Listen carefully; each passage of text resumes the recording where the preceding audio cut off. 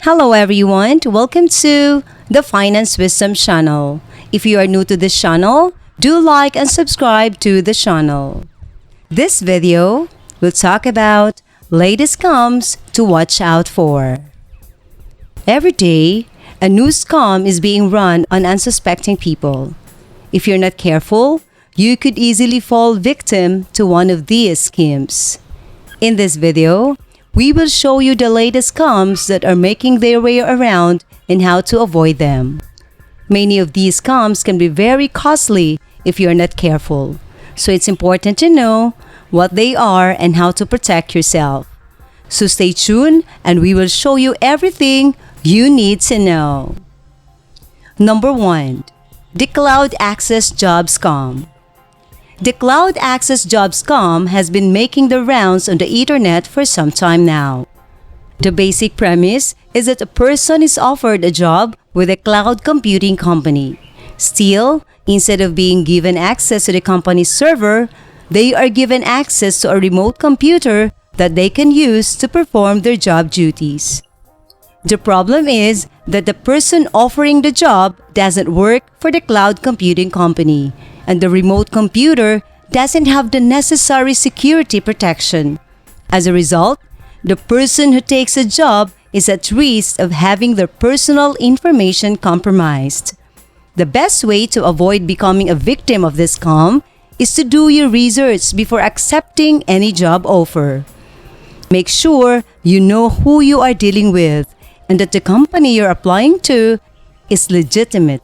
If unsure, contact the Better Business Bureau or your state attorney general's office to check the company's reputation. These simple precautions can protect you from being a victim of this increasingly common scam. Number 2. The IRS scam. The so-called IRS scam is a widespread email phishing scheme that has been used to defraud thousands of people out of millions of dollars. The scam works by emailing individuals purporting to be from the IRS and claiming that the recipient owes taxes. The email then instructs the recipient to click on a link and enter their personal information, which is then used to steal their identity.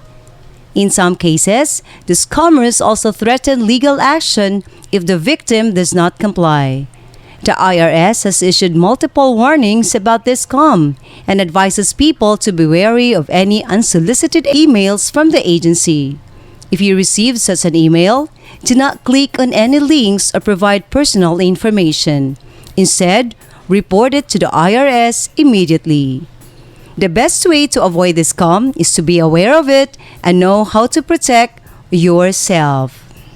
The first step is to know that the IRS will never contact you by phone or email.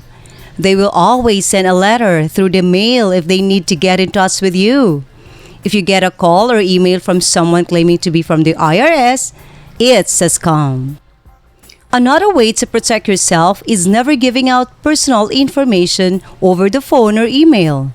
The IRS will never ask you for your social security number, your credit card number, or your bank account information over the phone or email. If someone asks for this information, hang up immediately and do not reply. Number 3. Post-disaster scam.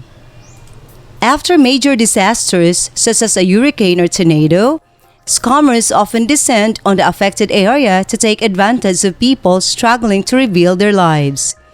These scammers may pose as contractors, offering to repair homes or businesses at below market rates. However, they often do shoddy work or take the money and run. Other scams related to post-disaster relief include bogus offers of government grants or loans, fake charities soliciting donations, and price gouging on essential supplies like food, water, and gasoline. In the wake of a disaster, it's essential to be aware of the potential for scams. Some individuals will try to take advantage of people who are vulnerable and in need of assistance. Here are some tips to avoid becoming a victim of a post-disaster scam. First, be cautious of unsolicited offers or assistance. If you're contacted by someone offering help, verify their identity and credentials before accepting their offer. Second, don't give out personal information such as your social security number or credit card number to anyone you do not know and trust. Third, be wary of requests for donations. If you're asked to donate to a relief effort, make sure you give to a reputable organization that is well established and has a good track record. Don't give cash. Instead, make your donation by check or credit card so you have a transaction record. Finally, be cautious of email messages, text messages, or social media posts that request money or personal information. These may be attempts at phishing scams. Do not click on any links or attachments included in these messages. Instead, delete them immediately. Number 4. Zelle Payment Scam. There has been a recent rush of scams involving Zelle, a popular peer-to-peer payment service. In these scams, scammers will pose as a legitimate business or individual and send a text or email asking for payment via Zelle. The message will often include a link to follow to complete the transaction. However, the link leads to a fake website designed to steal your personal and financial information. If you receive such a message, do not click on the link and do not provide any personal or financial information. If you have already clicked on the link and provided your data, please contact your bank or credit card company immediately to cancel any pending transactions and monitor your account for fraudulent activity. By being aware of these scams and taking steps to protect yourself, you can help reduce the chances of becoming a victim of identity theft or other financial crimes. Don't forget to like and subscribe to this channel if you like this video. Number 5. The dating site scam. There's a new scam making the rounds on dating sites, and it's a doozy. Here's how it works. Someone creates a fake profile with photos and personal information. They reach out to people on the site and striking up conversations and even going so far as to set up dates. But when it comes time to meet in person, the scammer always has an excuse for why they cannot make it. Eventually, they ask their victim for money, usually under the pretense of needing help with travel expenses or medical bills. If the victim falls for it and sends money, they will never see it again. And even if they do eventually meet in person, the scammer will likely make up for why they can't continue the relationship. So beware of this new scam.